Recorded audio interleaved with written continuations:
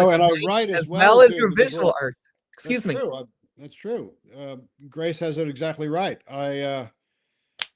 I've written multiple parables. Um, all of those Tales from the Watering Hole were written by me. Of course, I've written the introductions for my various coffee table books, and in the newest one for the birds, I wrote 23, I think 22 or 23 poems to accompany the paintings. I love writing. All of the things that I do are narrative in some fashion or another, even when they're totally abstract, right? I mean, it's all about telling stories. Um, some of it's illustrative, which tends to be a little caricatured.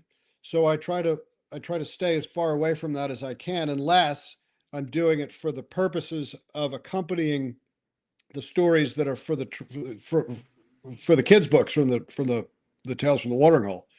But the painting that's behind me is narrative after a fashion. It's just not a linear story. But I like the writing part of it too. I don't I don't see why we have to be pigeonholed as only a thing.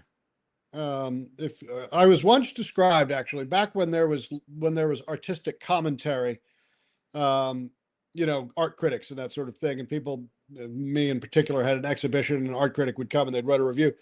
And one of them wrote, I think his intention was to be a little snarky, but I just loved it. He said that I was like a whale swimming through the ocean with my mouth open.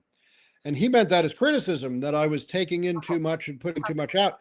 And I took it to be exactly the opposite. Like, yes, I sometimes you feel like a nut, sometimes you don't. I want there to be variety in what I make, variety in what people can see.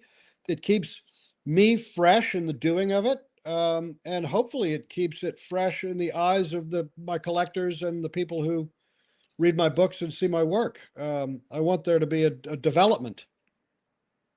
Killer Yeah, whales. killer whales. Look at that.